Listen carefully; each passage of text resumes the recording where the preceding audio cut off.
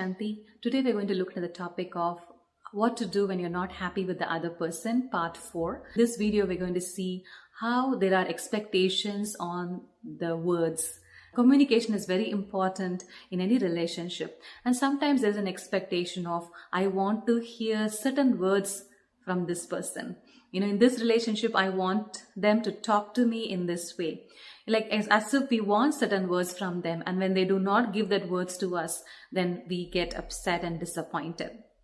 Likewise, we do not want to hear certain words from them, because if they use these words, they might act like a trigger for me, and I'm not comfortable hearing those words, because those words might be a trigger to some old memories I have, and those memories have created bitter feelings for me. And even though this person is using that word very casually, but that's going to act as a trigger for me, and I do not want to hear those words, and this is an expectation I might have, and I may even communicate this expectation to them, like please do not use these words, because they are triggers and they hurt me. So these are some expectations we set as rules in a relationship, that what I'm comfortable with, what I'm not comfortable with. But words do play a very important role in relationships. Sometimes we're so stuck with certain words that we want to hear those consoling words or motivating words or positive words or some appreciation or acknowledgement or even approval in a relationship. And when we do not receive them, we get disappointed. Sometimes we even explain that this is what I want, but still the other person is not able to deliver it all the time, because they're not used to communicate, especially if they are an introverted person or even an extroverted person. If they do not have a habit of appreciating or saying those words, they do not have the habit of using certain words, then it's difficult for them to speak to you in that way. So then this hurts us.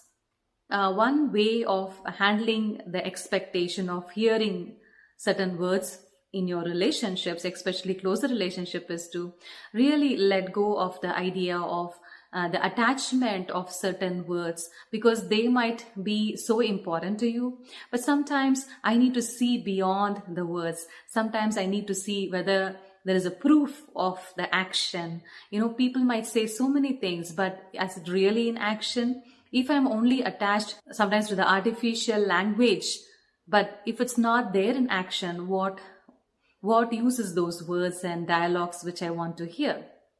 But also look at the feeling behind the words. No, the words may not be perfect. The words may not be the words which you want to hear, but they are coming from a deeper feeling. They are coming from a beautiful intention for you. And sometimes if I catch the intention behind those words, and if I see that they are able to express their feelings and actions, not necessarily through words, then I can be happy, and I can look at these aspects instead of getting stuck with I only want to hear these dialogues, I only want to hear these words or sentences from you. Because this will help us to see and appreciate the other person, and not get attached and sometimes become adamant with the words I want to hear. Even though the words are so pleasant, it might please you, it might make you happy, but that is not enough, because sometimes those words are just flattery words, or those words can be just false, just to make you happy. We would rather hear the truth, or we would rather see the words in actions. So actions speak louder than words. So it's very important to let go of this expectation of words in our relationships, and thereby appreciate what we have. And because this letting go of this expectation is going to give me so much happiness, and connect with the truth and connect with the practical aspect of it.